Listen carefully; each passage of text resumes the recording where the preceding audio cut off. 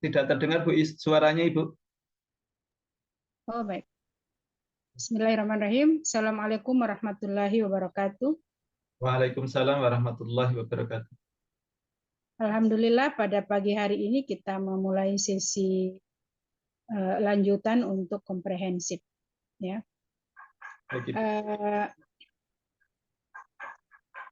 Untuk pagi ini insya Allah kita akan habiskan waktu 50 menit. Mulai dari pertanyaan pertama itu silahkan buka Quran surah Al-Imran, dibaca ayat 1 sampai ayat 5.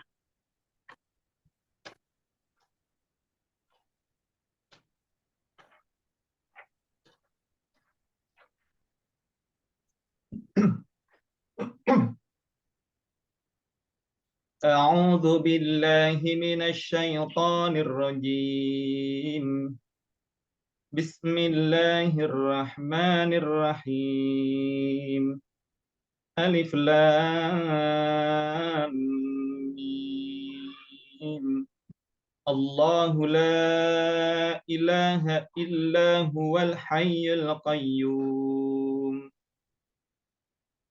نزل عليك الكتاب بالحق مصدقا لما بين يديه وأنزل التوراة والإنجيل من قبل هدى للناس وأنزل الفرقان إن الذين كفروا بآيات الله لهم عذاب شديد والله عزيز ذو انتقام إن الله لا يخفى عليه شيء في الأرض ولا في السماء. Sudah Ibu? Ya. Baik, silahkan dilanjutkan dengan menulis ayat 1 sampai ayat 3.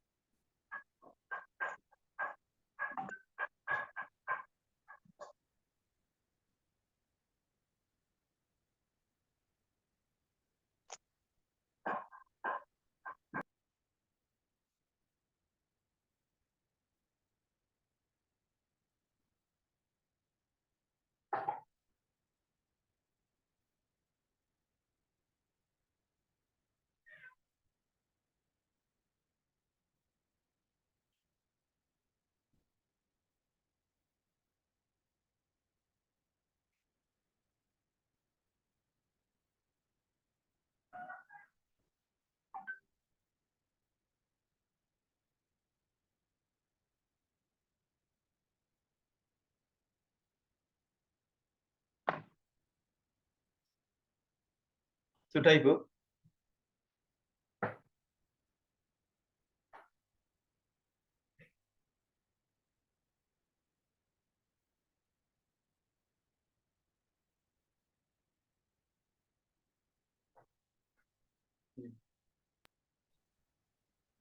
Kedengaran saya cerita tadi. Baik. Ya, Bu.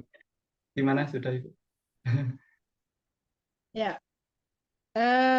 Baik. Selanjutnya kita masuk pada pertanyaan pertama. Perlu ditunjukkan? Tidak. Oh ya, nanti di foto ya. Oh, di foto. Foto Ya, baik. kirim ke saya. Baik. Pertanyaan pertama terkait dengan sesuatu yang menjadi dasar dari perancangan modul ajar, ya. Jadi ada teori yang digunakan sebagai landasan dalam pengembangan bahan ajar.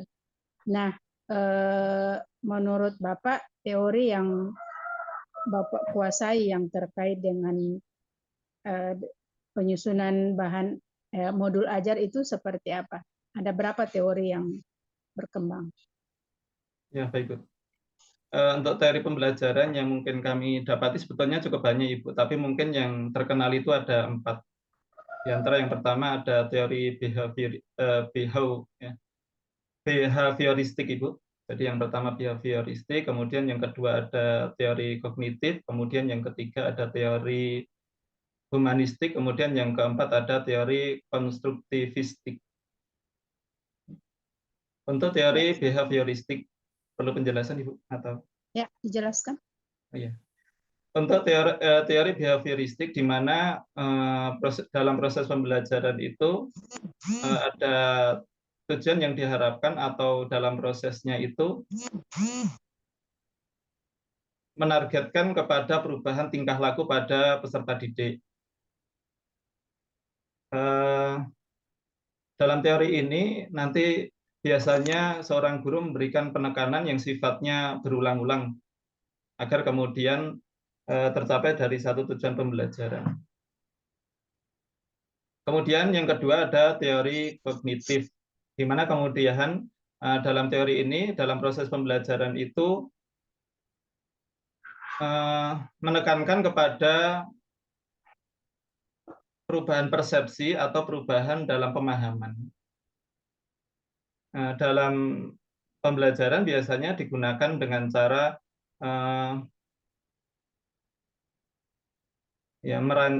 bagaimana seorang guru merancang atau kemudian di sini membuat alur pembelajaran yang sifatnya untuk melibatkan kepada pemikiran dan refleksi kepada siswa. Kemudian yang ketiga itu adalah teori humanistik. Jadi pada teori humanistik ini adalah bagaimana kemudian seorang guru itu memanusiakan manusia, atau di sini artinya adalah bahwa dalam proses pembelajaran itu menitik tekankan kepada peserta didik itu sebagai pusat pembelajaran, dan kemudian seorang guru itu hanya sebatas sebagai fasilitator. Kemudian yang terakhir itu adalah teori konstruktivistik, ya, di mana kemudian teori ini menekankan kepada pengetahuan yang bersifat project, begitu, Ibu. Kemudian kalau sekiranya ini untuk teori konstruktivistik ini hampir sama dengan nanti tugas yang ada pada pembelajaran, diantaranya dengan menggunakan PJBL, gitu, Ibu. Karena memang untuk tokoh yang kemudian ada itu adalah ada namanya Lev Vygotsky. Begitu, Ibu, untuk teori pembelajaran kurang lebih ada 4.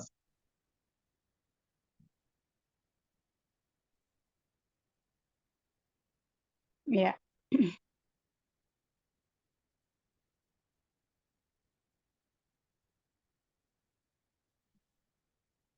Baik, selanjutnya pertanyaan yang kedua. terkait dengan alur dalam atau komponen yang ada pada pengembangan pembelajaran, ya. Jadi atau ada beberapa komponen-komponen yang terkait dengan modul ajar. Yang pertama itu adalah tujuan pembelajaran. Kemudian ada alur tujuan pembelajaran. Kemudian ada namanya pendekatan. Nah, pendekatan ini dia terkait dengan TPACK. Namun untuk pertanyaan pertama, coba dijelaskan alur daripada penyusunan tujuan pembelajaran dan alur tujuan pembelajaran. Jadi TP dan ATP. Bagaimana alur penyusunan atau pembuatan daripada tujuan pembelajaran dan ATP itu sendiri? Silakan. Baik Ibu, terima kasih. Dalam kurikulum Merdeka ini memiliki perbedaan dalam penyusunan RPP. Kalau pada masa Kurtilas itu dulu menggunakan RPP, rancangan produk pembelajaran. Jadi kemudian untuk pada kurikulum Merdeka ini kita menggunakan namanya modul ajar. Nah, dalam modul ajar itu terdapat ada namanya TP dan ATP. Kemudian dalam TP, tujuan pembelajaran itu didapatkan dari CP.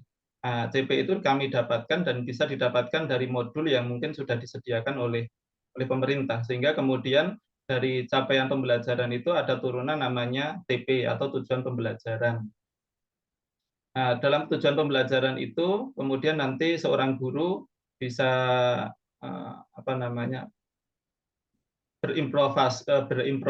berimprovisasi dalam tujuan pembelajaran yang kemudian nanti sampai ada titik namanya ATP. Untuk alur tujuan pembelajaran biasanya kita menggunakan ada durasi dari waktu yang digunakan. Nah, dalam tujuan pembelajaran ini ada beberapa titik penekanan. Jadi kalau kami mendapatkan itu diharapkan dalam tujuan pembelajaran itu nanti dengan menggunakan HOTS, Ibu. Jadi bagaimana dalam tujuan pembelajaran itu seorang siswa itu mampu ya berpikir kritis, atau kalau dulu ada dengan menggunakan taksonomi Bloom atau kemudian menggunakan KKU, kata kerja operasional, itu harapannya adalah sampai pada titik pada kategori kognitif itu nanti sampai pada C4, C5, C6, di mana di sana ada menganalisis, kemudian sampai mengevaluasi, kemudian sampai mencipta. Ini dari tujuan pembelajaran. Termasuk diantaranya adalah dalam penulisan atau dalam pencatatan dari ATP yang disampaikan kepada dalam modul ajar Ibu. Itu diantaranya adalah dengan menggunakan ABCD. ABCD itu nanti di sana tercantum ada audience, kemudian ada B itu ada behavior, kemudian yang ketiga C itu adalah kondisi, kemudian yang keempat itu ada degree. Gitu Ibu. Oke. Baik. Alur ATP? Kalau ATP? Ya, tadi ATP tadi turunan dari TP Ibu. Jadi dari TP itu harapannya kemudian nanti sampai kepada ATP, alur tujuan pembelajaran. Makanya untuk pada ATP itu nanti yang membedakan di sana ada durasi waktu yang digunakan untuk mencapai tujuan pembelajaran.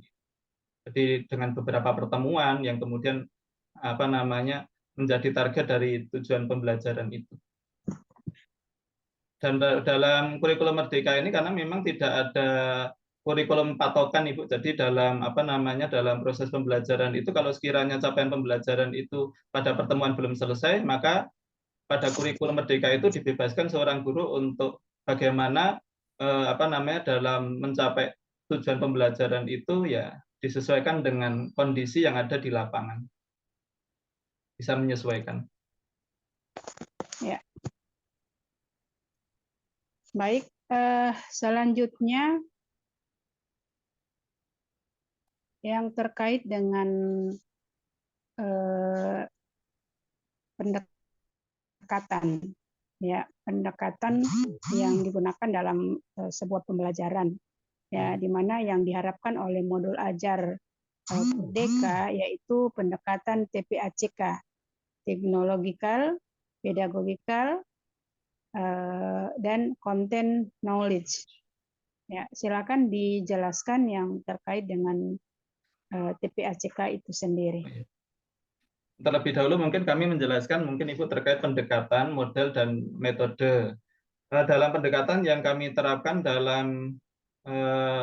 dan kami cantumkan dalam modul ajar yang kami miliki. Jadi untuk pendekatan kita menggunakan saintifik. Saintifik ini adalah bagaimana kemudian mengajak siswa untuk aktif atau dalam bahasanya learn by doing.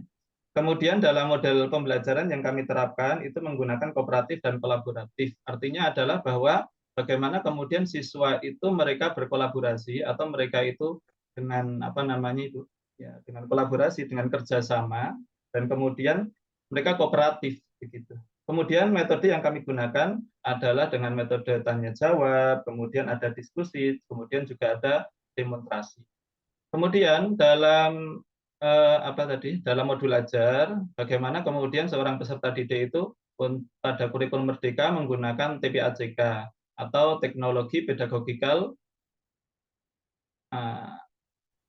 content knowledge begitu ya Ibu. Jadi bagaimana kemudian dalam proses pembelajaran itu minimal ada tiga komponen yang bisa diterapkan. Jadi di antara yang pertama adalah pengetahuan tentang teknologi, pengetahuan tentang pedagogi, kemudian yang ketiga adalah pengetahuan tentang konten. Nah, kalau kemudian penjelasan tentang pengetahuan tentang mungkin konten terlebih dahulu, Ibu. Jadi pengetahuan tentang konten ini adalah isi dari materi. Jadi dari materi itu nanti kita akan mendapati ada 4, Ibu. Jadi dalam materi itu nanti ada materi konsep, kemudian kedua ada fakta, kemudian yang ketiga ada prosedural, kemudian yang keempat ada metakognitif. Begitu Ibu. Ini dalam konten isi materi yang ada pada TIPEK Ibu. Kemudian yang kedua itu adalah pedagogikal. Dalam proses pembelajaran, bagaimana seorang guru itu bisa setelah mengetahui tentang isi materi dengan dengan 4 komponen, jadi dengan konsep, kemudian dengan fakta, kemudian dengan prosedural, kemudian dengan metakognitif, kemudian yang berikutnya adalah bagaimana seorang guru itu memberikan pengetahuan tentang pedagogikal. Artinya adalah dalam proses pembelajaran itu seorang guru itu bisa melakukan diferensiasi. Jadi ada perbedaan di antara peserta didik karena memang dalam proses pembelajaran ya namanya peserta didik itu terkadang memiliki gaya belajar yang berbeda-beda. Misalnya di sana ada peserta didik yang memiliki gaya belajar itu secara visual. Ada yang visual, kemudian ada yang auditori, kemudian yang ketiga ada yang bersifat kinestetik. Kalau yang bersifat misalnya yang bersifat adalah visual. Bagaimana kemudian seorang didik mengetahui ternyata ada peserta didik yang mereka itu belajar secara visual. Jadi kalau kemarin kami dapati kalau tidak salah di LK 6 Ibu, kami diminta untuk melakukan asesmen awal di mana kemudian kami diminta untuk melakukan penjajakan kepada anak-anak di mana kemudian peserta didik itu dikategorikan dalam tiga perkara itu. Jadi ada yang visual yang kemudian ternyata gaya belajarnya mereka akan mudah dalam menangkap dalam proses pembelajaran itu dengan melihat gambar-gambar atau misalnya dengan tayangan video atau dengan bentuk diagram begitu. Atau misalnya dengan membaca saja cukup. Ya. Kemudian yang terakhir dengan teknologi. Begitu Ibu. Ya. Oke. Dari alur pembelajaran atau pendekatan yang dijelaskan tadi, tentunya setiap pembelajaran itu bermuara pada asesmen kan, di asesmen akhir itu tes formatif ya. Iya. Formatif apa sumatif? Sumatif Ibu. Sumatif ya. Ya, sumatif. Baik. Dari apa ya istilahnya penyusunan instrumen untuk asesmen itu selayaknya dia bersifat critical thinking, kemudian creative thinking, kemudian reflective thinking, dan decision making. Nah, ini komponen-komponen ini yang sebaiknya ataupun selayaknya ada pada instrumen asesmen. Ya, jadi menurut Bapak sebuah instrumen yang mengandung keempat komponen tadi itu seperti apa?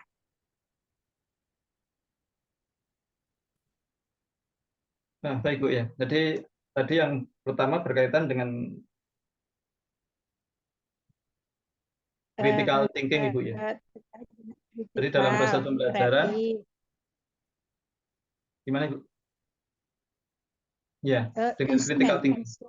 instrumen Baik. asesmen itu mengandung critical thinking, di mana sebuah asesmen itu bisa membangkitkan berpikir kritik dari peserta didik, berpikir kreatif, gitu.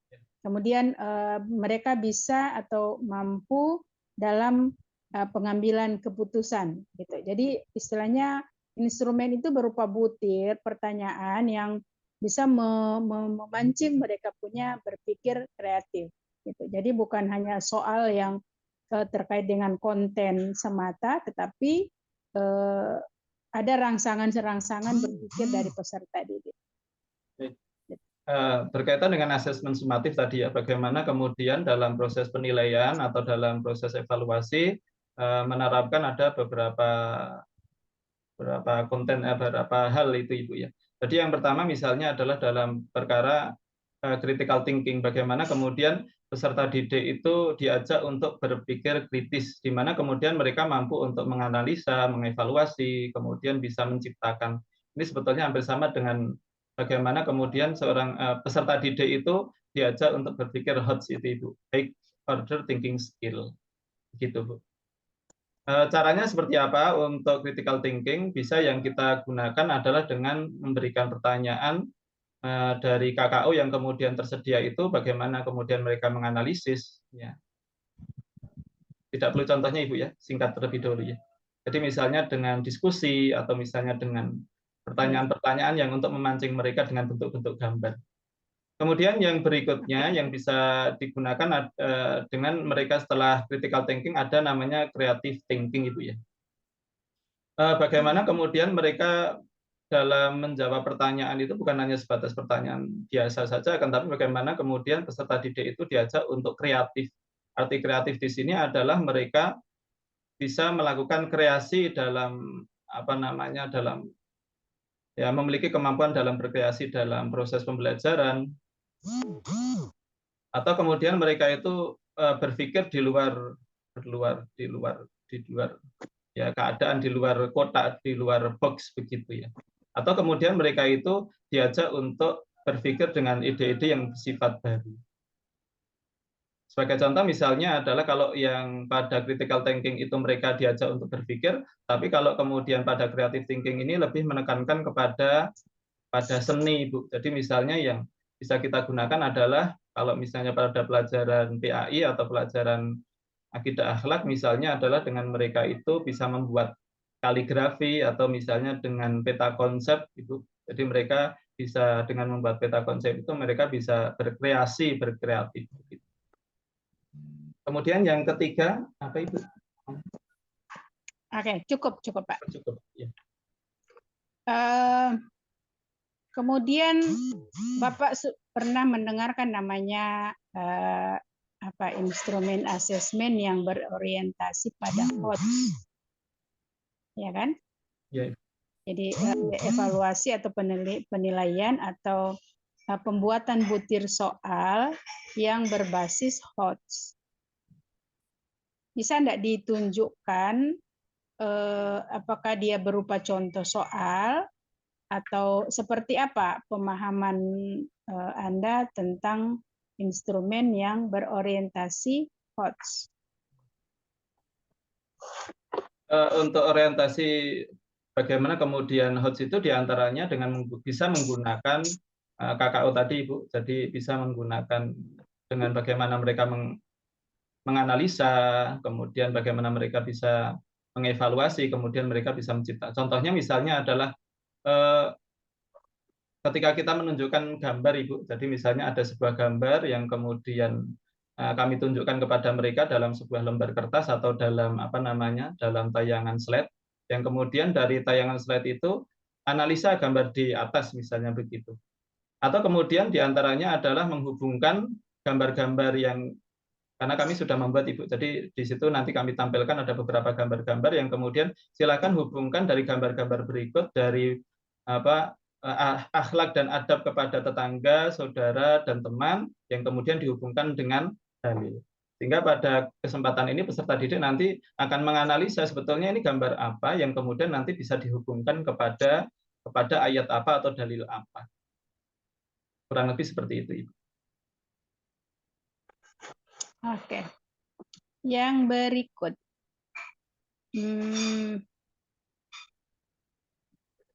Terkait dengan modul project ya.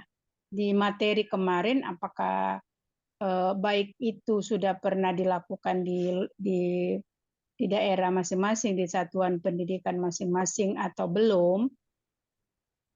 Yang jelas pada modul yang dipelajari kemarin itu ada terkait dengan penguasaan tentang rancangan proyek P5 PPRA, ya kan?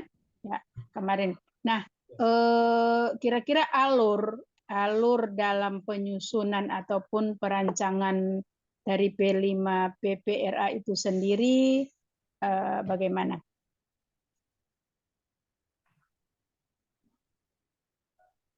Jadi alurnya bagaimana sebuah satuan pendidikan itu dalam menyusun rancangan program ini. Dari mana alurnya, dari mana asalnya, apa yang dilakukan, ada tahapan-tahapan yang dilakukan terkait dengan modul project. Dalam model project, Ibu, ya. Jadi pertama mungkin kita menentukan di antara tema, Ibu. Jadi tema seperti apa yang akan kita berlangsungkan dalam penyusunan P5 atau PPRA, Ibu. Jadi setelah penyusunan itu kemudian kami menentukan topik, setelah kami menentukan topik kemudian kita membuat project profil yang kemudian nanti dibuat dalam bentuk proposal ya penyusunan modul project P5 PPRA. Kemudian ya mungkin juga berikutnya, Ibu, yang bisa dilanjutkan setelah itu, setelah kita menyusun tadi berkaitan dengan tema yang akan kita berikan kepada peserta didik, kemudian topiknya sudah kita tentukan, kemudian ada project profil yang juga kita tentukan. Nah, kemudian kami memberikan kepada peserta didik itu mengenalkan. Jadi terlebih dahulu kami mengenalkan kepada peserta didik apa itu P5 PPRA, karena ini kan kurikulum baru sehingga kemudian banyak di antara mereka yang tidak memahami dan tidak mengetahui program-program seperti apa yang akan berlangsung pada kurikulum merdeka. Jadi yang pertama adalah pengenalan, sosialisasi terkait P5 PPRA. Baru kemudian adalah kami mengenalkan kepada mereka tentang tema yang akan kita berikan kepada mereka. Kemudian yang berikutnya setelah mengenalkan kepada peserta didik, kita juga melakukan kontekstualisasi. Artinya di sini adalah menggali informasi yang ada. Jadi kalau kami ini temanya, Ibu, yaitu adalah hidup berkelanjutan, kemudian topiknya adalah membuat purnarupa atau membuat apa ini, Bu? Kami yang kami cantumkan di PPRA kemarin adalah membuat purnarupa atau misalnya adalah bak sampah yang berbeda-beda disesuaikan dengan jenis limbah yang kemudian ada di sekitar sekolah itu. Yaitu diantaranya makanya pada kontekstualisasi adalah di mana kemudian anak-anak mencari sampah yang ada di lingkungan pesantren, Ibu. Jadi di sana ada kertas, ada plastik, ada daun-daunan, mana yang kemudian bisa diolah untuk kemudian nanti bisa digunakan kembali. Kemudian baru nanti melaksanakan aksi dari program PPRA itu, ya, kita bertindak bersama peserta didik untuk membuat purnarupa itu. Baru kemudian setelah melakukan aksi, kami nanti melakukan refleksi bagaimana atas apa, hasil apa yang kemudian nanti kita dapatkan dari program yang sudah kita laksanakan. Setelah kita melakukan refleksi, barulah kemudian yang terakhir kita melakukan ya tindak lanjut apa namanya,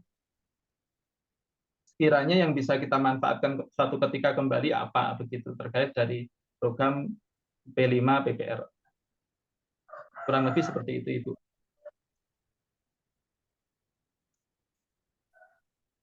Baik. Yang berikut terkait dengan PTK. Ya, kemarin sempat dipelajari bagaimana seorang mahasiswa itu mampu merancang proposal PTK. Ya, jadi dalam PTK itu ada sistematika yang harus yang harus dikuasai oleh peserta didik, oleh mahasiswa. Ya, nah dalam PTK itu terdiri dari beberapa bab. Ya, dalam rancangan proposal itu masih pada batasan 3 bab atau 3 bagian.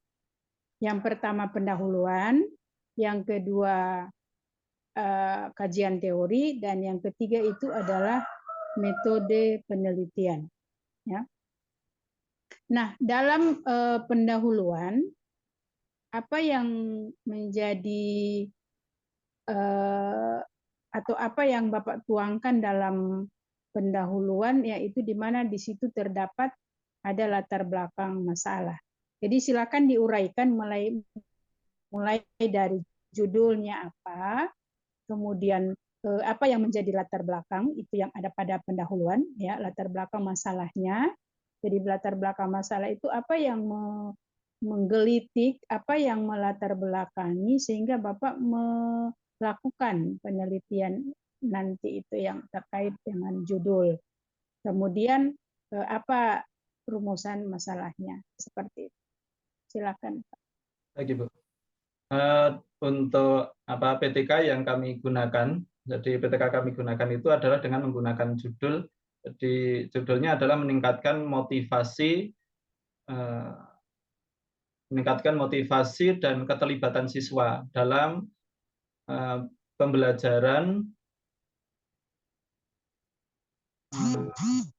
kewajiban agama dalam menuntut ilmu dengan pendekatan Project Based Learning atau PJBL di fase D kelas 9 MTS Ibnu Qayyim Putra tahun pelajaran 2023-2024. Mengapa kemudian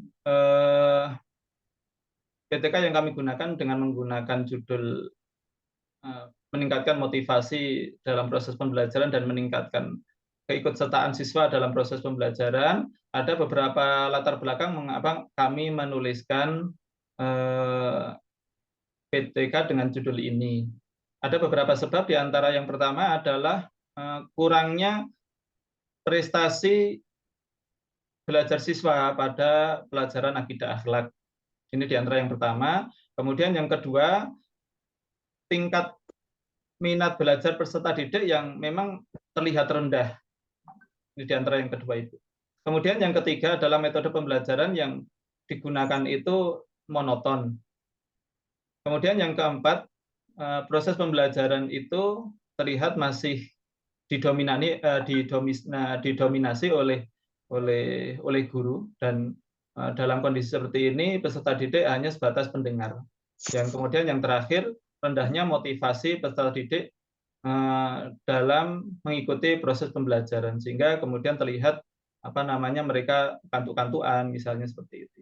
Jadi ini yang melatar belakangi mengapa kami memberikan judul meningkatkan motivasi pembelajaran dengan menggunakan PJBL.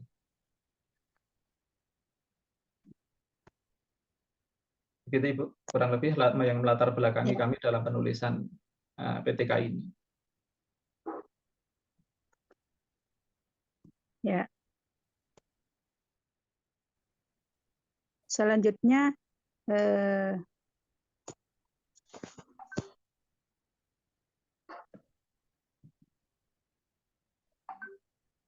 baik. Selanjutnya terkait dengan praktek mengajar. Silahkan.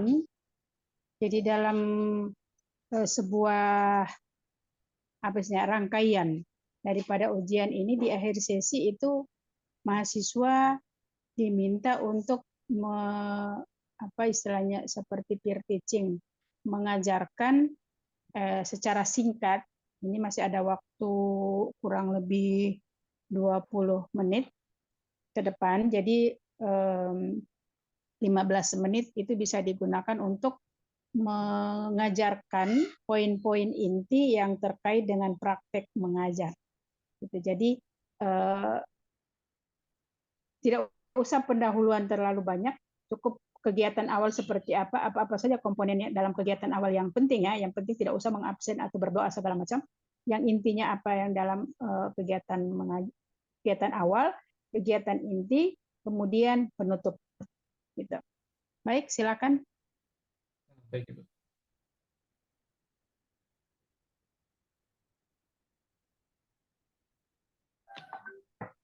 Bismillahirrahmanirrahim.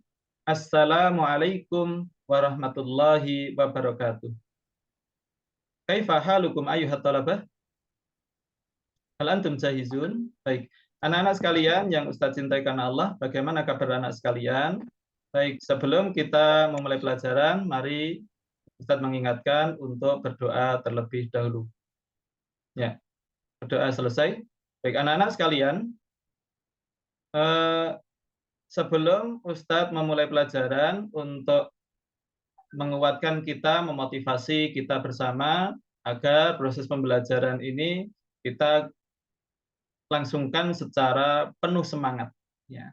Jadi nanti Ustadz mengingatkan, kalau sekiranya Ustadz mengatakan kaifa halukum ayyuhat talabah, maka kemudian silakan nanti dijawab alhamdulillah, luar biasa, penuh semangat, Allahu Akbar. Baik, anak-anak sekalian yang Ustadz cintai karena Allah, pelajaran apa kita kali ini? Baik, pelajarannya adalah akidah akhlak. Pada hari ini kita akan mempelajari pelajaran adab bergaul dengan saudara, teman, dan tetangga.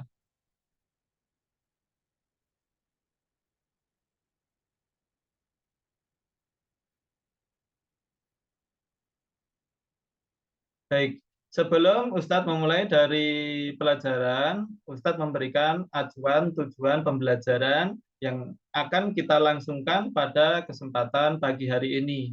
Tujuan pembelajaran dan indikator, di antara yang pertama adalah melalui pembelajaran ini, peserta didik mampu memahami adab kepada saudara, teman, dan tetangga dengan baik dan benar. Kemudian yang kedua, melalui pembelajaran ini, peserta didik mampu membuktikan dalil perintah beradab kepada tetangga, saudara, teman, dan tetangga dengan benar. Baik, anak-anak sekalian yang Ustadz cintai karena Allah, sebelum kita masuk pelajaran, Ustadz ingin memberikan asesmen awal diagnostik kepada kalian terlebih dahulu. Kira-kira dalam pembelajaran kita kali ini, berkaitan dengan adab kepada saudara, teman, dan tetangga, ada enggak di antara kalian yang kira-kira tidak memiliki saudara? Oh, ada semuanya ya. Siapa yang di sini tidak memiliki teman? Siapa yang di sini tidak memiliki tetangga? Nah, Masya Allah, ternyata semuanya sudah memiliki saudara, teman, dan tetangga. Lalu bagaimana sikap kalian kepada saudara, teman, dan tetangga? Baik, Masya Allah, ternyata semuanya memiliki sikap yang baik kepada saudara, teman, dan tetangga. Anak-anak sekalian, dalam Islam kita diajari bagaimana kemudian kita bersikap kepada saudara, teman, dan tetangga. Dan tentunya kita tidak akan mungkin bisa hidup tanpa bantuan di antara mereka. Sebagai contoh anak-anak sekalian, siapa di antara kalian yang dulu lahir tanpa bantuan orang lain? Ada atau tidak? Tidak ada tentunya ya, bahwa kita dilahirkan, ya tentunya mungkin ada orang lain. Siapa itu di antaranya? Ada siapa komponen misalnya dalam melahirkan itu siapa saja? Oh, Masya Allah, di sana satu ada ibu, Kemudian di sana mungkin ada siapa? Ya ada bidan dan lain sebagainya. Artinya adalah bahwa ketika kita hidup itu kita membutuhkan orang lain. Ya. Dan bahkan dalam kita mengingatkan pada zaman Rasulullah Shallallahu Alaihi Wasallam itu juga dikenalkan ada namanya sahabat. Jadi pada zaman Rasulullah kita mengenal ada namanya sahabat. Kira-kira anak-anak sekalian tahu enggak apa itu namanya sahabat? Baik, kalau kemudian kita include-kan kepada sahabat pada masa Rasulullah Shallallahu Alaihi Wasallam, namanya sahabat itu pada zaman Rasulullah adalah mereka orang Islam yang hidup pada masa Rasulullah Shallallahu Alaihi Wasallam, yang kemudian mereka itu masuk Islam, hidup dalam keadaan Islam dan meninggal dalam keadaan Islam. Baik, artinya adalah bahwa Rasulullah Shallallahu Alaihi Wasallam mengajarkan kepada kita untuk hidup bersama orang lain, hidup secara bersosial, dan ternyata bahkan baginda Rasulullah Shallallahu Alaihi Wasallam juga mempunyai namanya teman. Baik, kita mulai terlebih dahulu dari pengertian. Jadi Ustadz di sini akan memberikan kepada kalian pengertian terlebih dahulu. Nanti silakan kalian menganalisis atau kemudian nanti kalian meringkas atau kalian nanti bisa meresume, mengambil intisari dari apa yang kemudian disampaikan oleh Ustadz. Baik, pengertian yang pertama adalah pengertian saudara. Saudara adalah anggota keluarga dengan ikatan darah atau kekerabatan. Kemudian yang kedua ada namanya teman. Teman adalah orang yang kemudian kita kenal dan memiliki hubungan sosial yang akrab. Kemudian yang ketiga ada namanya tetangga. Tetangga adalah orang-orang yang tinggal di sekitar kita, terutama di dekat rumah atau lingkungan tempat tinggal yang jauh.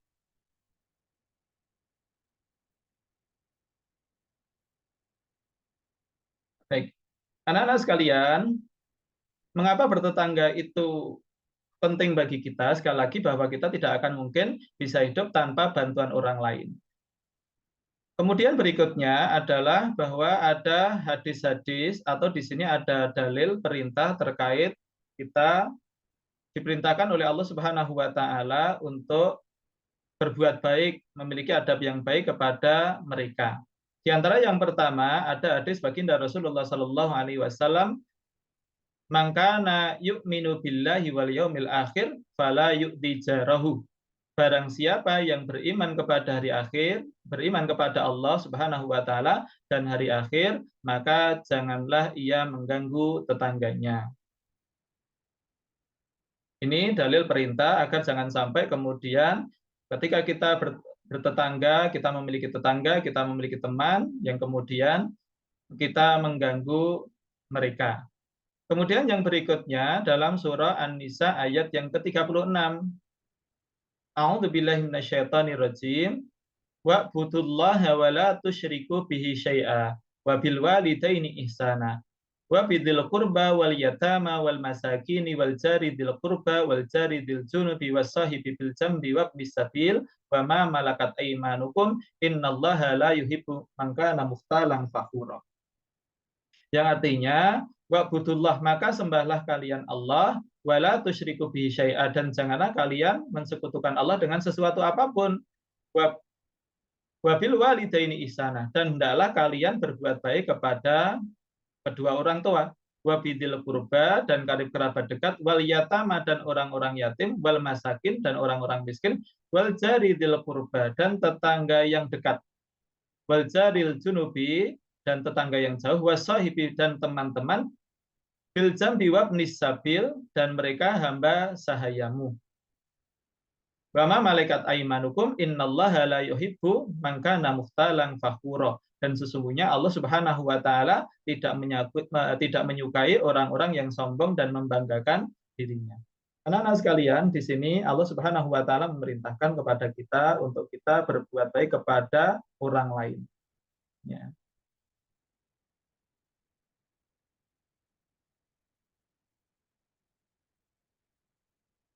Baik anak-anak sekalian, setelah kita mempelajari dari pengertian-pengertian yang sudah ada, kemudian dari dalil-dalil yang kemudian ada dalam Al-Quran ataupun hadis, karena program pembelajaran yang kita gunakan adalah pada kesempatan hari ini adalah dengan menggunakan PBJL. Oleh karena itu harapannya nanti kita akan membuat namanya project ya anak-anak. Baik, silakan untuk hari ini Ustadz, sebelum Ustadz membagi kalian menjadi beberapa kelompok, silakan perhatikan terlebih dahulu tayangan video yang disampaikan oleh Ustadz ini.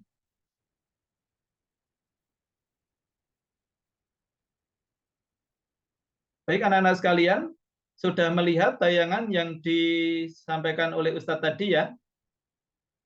Bisa difahami? Apakah ada di antara kalian yang tidak memahami dari tayangan video yang disampaikan oleh Ustadz? Baik, kalau sudah paham semuanya, Ustadz akan memberikan kepada kalian, membagi kalian menjadi beberapa kelompok. Di antara yang pertama adalah kelompok A, yaitu absen nomor 1, 2, 3, dan 4. Kelompok B nomor 5, 6, 7, 8. Kelompok C 9, 10, 11, 12. Kelompok D 13, 14, 15, dan 16. Baik anak-anak, silakan kalian berkelompok sesuai dengan kelompok masing-masing. Kelompok A di bagian depan sebelah kanan, kelompok B di sebelah depan bagian kiri, kemudian kelompok C berada di sebelah belakang bagian kanan, dan kemudian kelompok D bagian belakang sebelah kiri. Baik anak-anak sekalian, hari ini karena pembelajaran kita dengan menggunakan PJBL, Ustadz akan memberikan kepada kalian LKPD, lembar kerja peserta didik. Silakan dari materi yang sudah Ustadz sampaikan, dari pengertian, kemudian dalil, silakan kalian membuat peta konsep dari penjelasan-penjelasan yang ada. Silakan nanti dijabarkan di LKPD tersebut. Nanti ada apa itu teman, apa itu saudara, apa itu tetangga. Kemudian silakan kalian nanti berikan dalil-dalil berkaitan dengan perintah agama dalam adab kepada tetangga, teman, dan saudara. Gimana anak-anak? Sudah bisa? Ada yang merasa kesulitan? Silakan, di sini ada beberapa buku yang bisa kalian gunakan untuk referensi literasi kalau sekiranya ada yang merasa kesulitan dalam mengerjakan tugas yang ada pada LKPD. Baik anak-anak sekalian, mungkin waktu sudah cukup ya. Baik, anak-anak sekalian, oleh karena itu silakan kelompok A mempresentasikan dari hasil apa yang atas kalian dapatkan dari pengertian-pengertian ada. Baik, silakan disambung pada kelompok B. Kalau sekiranya ada yang sekiranya salah atau sekiranya kurang pas dalam atas apa yang disampaikan dari kelompok A, apakah ada? Baik, berikutnya adalah kelompok C. Silakan mempresentasikan dari atas apa yang ada pada LKPD yang sudah tertulis. Baik, silakan disambung pada kelompok D. Masya Allah, baik anak-anak sekalian, luar biasa. Kalian telah mempresentasikan, kalian telah menuliskan pada LKPD. Silakan untuk LKPD yang kalian kerjakan, yang kalian tulis, silakan dikumpulkan di depan meja.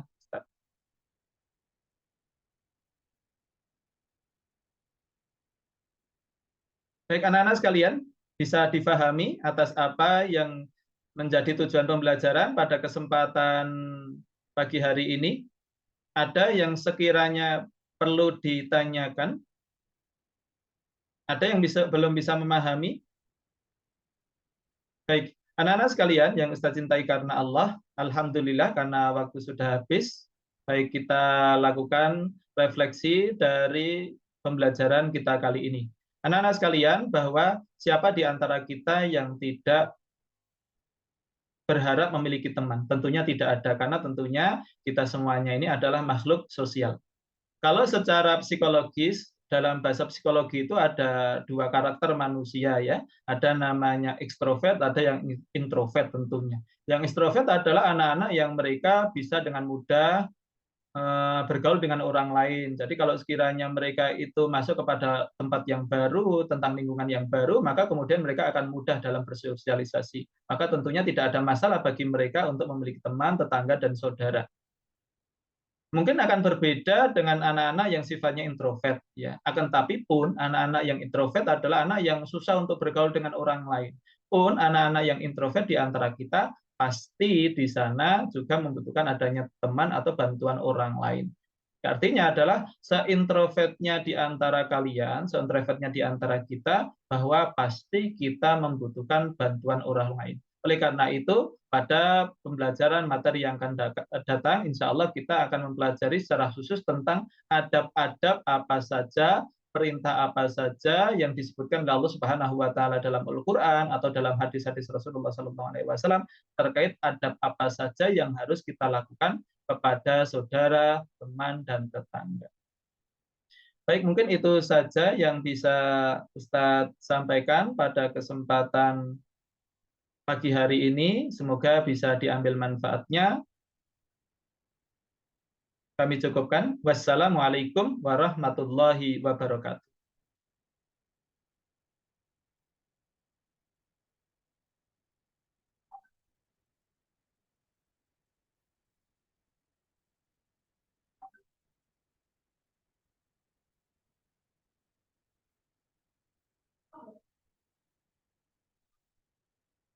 Sudah, Ibu.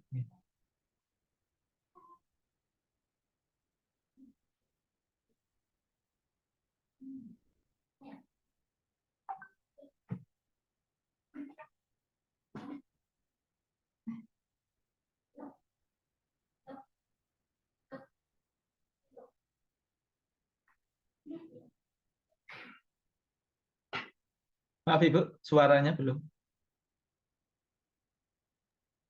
Ya. Terkait dengan praktek ajar yang sudah dilaksanakan oleh Pak Majid, bisa dicontohkan satu pertanyaan pemantik. Satu pertanyaan pemantik yang ya. Ya. Tadi sebetulnya berkaitan pertanyaan tentang diagnostik tadi, Bu. Kira-kira ada nggak di antara kalian yang tidak memiliki teman? Kemudian, apakah itu teman? Begitu.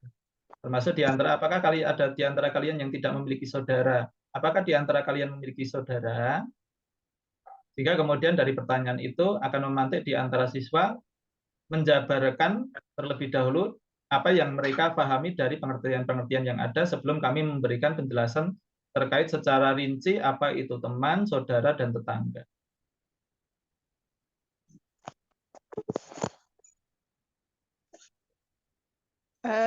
Maksud saya contoh pertanyaan pemantik. Itu bukan Ibu. Terkait dengan materi tadi. Ya, apa itu saudara, apa itu teman? Misalnya.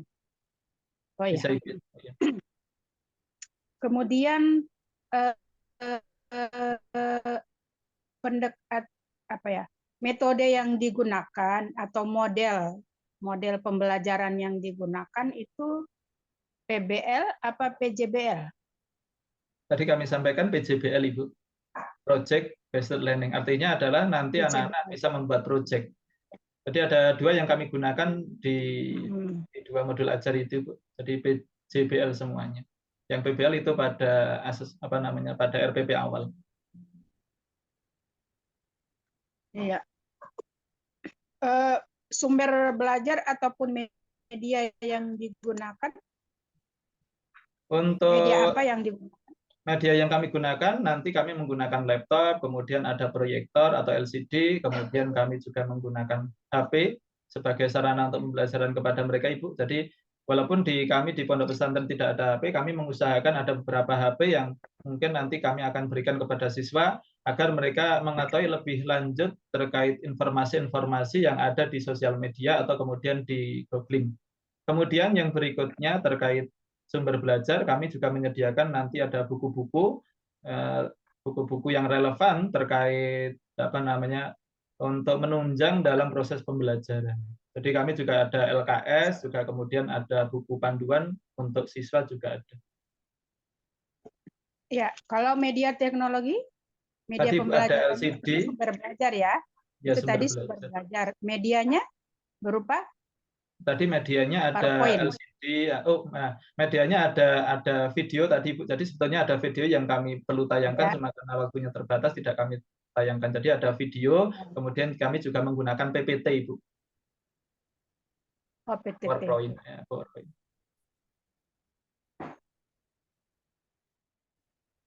Baik. Ya, pada kegiatan belajar tadi, ini yang terkait dengan praktek. Di mana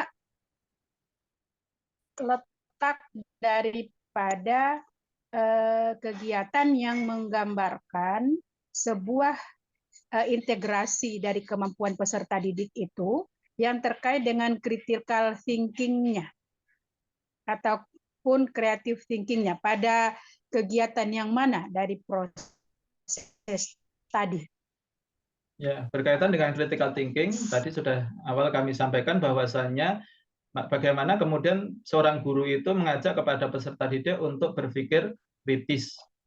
Jadi diantaranya dengan mengajukan kepada mereka terkait apa itu teman. Jadi pada waktu pembagian kelompok Ibu, itu di situ ada beberapa kelompok yang kami bagi, kemudian mereka nanti akan membuat di antara menuliskan di antara pengertian-pengertian yang ada, karena tentunya dari masing-masing anak itu tentunya berbeda-beda terkait pengetahuan awal dan kemudian masukan yang kami sampaikan kepada anak terkait apa itu saudara, kemudian apa itu teman, kemudian apa itu tetangga, begitu Ibu. Ini di antara bagaimana kemudian mereka berpikir critical thinking atau juga tadi creative thinking. Termasuk di antaranya sebetulnya kami juga meminta kepada mereka membuat peta konsep. Jadi peta konsep itu artinya adalah mereka diajak untuk kreatif atau untuk ya creative thinking tadi. Bagaimana membuat gambar-gambar begitu. Iya. Terakhir, dari materi yang diajarkan tadi, komponen mana yang bisa dikaitkan dengan nilai-nilai moderasi agama? Ya. Di materi yang Bapak ajarkan tadi, kira-kira komponen mana yang bisa dikaitkan dengan nilai-nilai moderasi beragama? Baik, terkait dengan moderasi beragama, sebetulnya materi yang kami sampaikan terkait betul dengan moderasi beragama karena terkait dengan adab kepada teman, tetangga, dan saudara. Bahwa tidak menutup kemungkinan bahwa kita itu memiliki tetangga yang non-muslim, atau misalnya memiliki teman dan yang non-muslim, atau kemudian memiliki saudara yang non-muslim. Walaupun alhamdulillah kalau di sekitar kami tentunya tidak ada yang non-muslim, itu tidak ada sama sekali. Artinya adalah bahwa kalau seorang guru perlu menjabarkan kepada peserta didik terkait pembelajaran adab kepada saudara, teman, dan tetangga, untuk kemudian bagaimana seorang guru menawarkan kepada mereka program proyek di antaranya dalam moderasi beragama itu dengan tasamuh Ibu. Jadi diantaranya dengan toleransi kepada sesama. Jadi kalau sekiranya kita memiliki tetangga, karena namanya tetangga itu kan kita tidak menutup kemungkinan di mana kemudian kita tinggal, kemudian kita memiliki tetangga yang non-muslim, begitu. Dan tentunya sudah diajarkan oleh Rasulullah SAW ketika fase hijrah dari Makkah menuju ke Madinah. Di Madinah itu ada orang-orang non-muslim, di sana ada orang Yahudi, di sana ada Yahudi Bani Quraidah, ada Bani Kunaiko, ada Bani Nadir, yang ternyata Rasulullah SAW hidup di sana dengan berdampingan dan tidak ada masalah. Dan perlu untuk kemudian juga kita contoh dengan sikap apa yang kemudian Rasulullah SAW bangun, kemudian bagaimana kemudian kita meniru sikap sifat yang ada pada Rasulullah SAW terkait hidup berdampingan dengan orang-orang non Muslim.